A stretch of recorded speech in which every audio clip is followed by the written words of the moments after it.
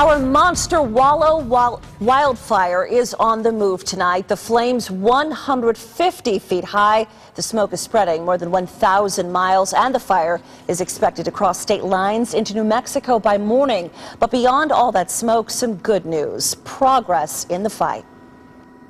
There's a new color on the map. It's called black, and it means containment. ABC 15's Steve Irvin anchoring our live coverage for us in Springerville tonight. Steve, while the situation there is still tense, the mood out there seems to be on the upswing. Yeah, Susan, definitely a bad news and good news situation tonight. We'll get into all of that, and we're going to begin with the real devastating news out of Greer tonight. We got some new numbers late this afternoon after that fire swept through town yesterday, and the numbers have gone up considerably. Quite a few homes lost. We now know that 22 homes in the Greer area have been destroyed. Another 5 of them have been damaged. Some 24 outbuildings were also destroyed, along with a truck. It all happened yesterday after that fire, and the embers from that fire broke over fire lines there, and the windswept fire went right through town. The loss of homes and property certainly something weighing very heavily on the minds of firefighters. It doesn't matter if they're rich or poor, if they live in a mansion or if they live in a very small house.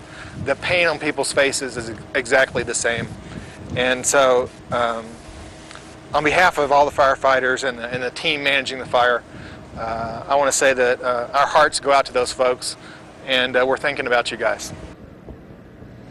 Meantime, some good news for people in Springerville and Eager tonight. At a community meeting, they were told they may be able to return to their homes as early as this weekend. And our Eric English was actually at that community meeting tonight. Has to be very welcome news for people who've been watching and waiting. It really is, Steve, and that containment, even though it is small, came as welcome news to a lot of the people I spoke with. It pretty much gave the whole community a big boost of hope, but at the same time, the community also learned just how bad those losses in Greer really are.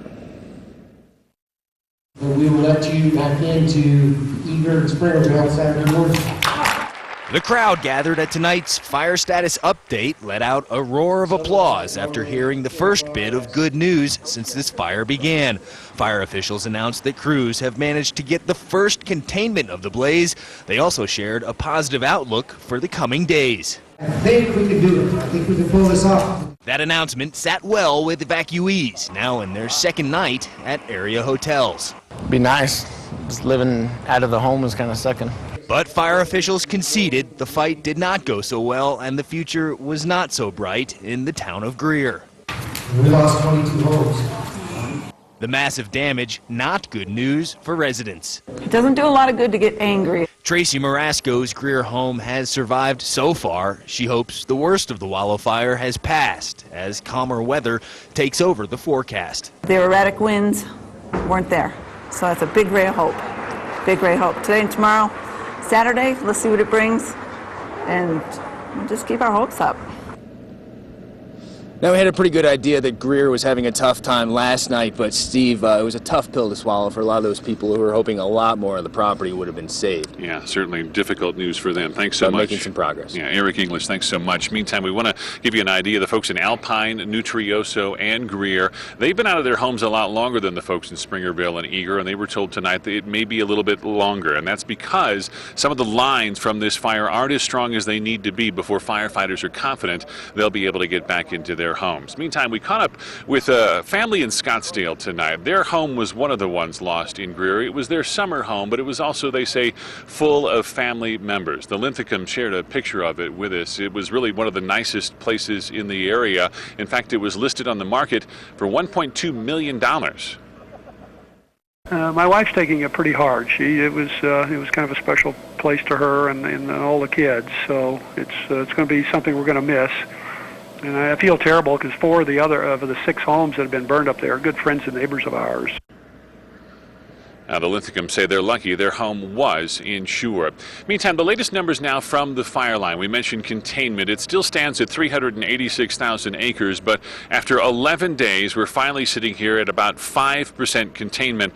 And we should say that containment comes in some of the most crucial areas, these northern borders of this fire, where they've been desperately trying to protect the 7,000 residents and their homes in the Springerville, Eager area. 3,000 firefighters on the scene, more than a $15 million fires so far in the cost just to fight this. They brought in one of the biggest weapons in this fire yet to date. It's a huge DC-10, actually modified as an air tanker. This is an incredible piece of machinery. It can actually drop 12,000 gallons of fire retardant in a single run. That's 6 times what a normal air tanker can. It's also a very expensive piece of equipment. It costs about $60,000 a day to run, and it runs on about a 5-day contract.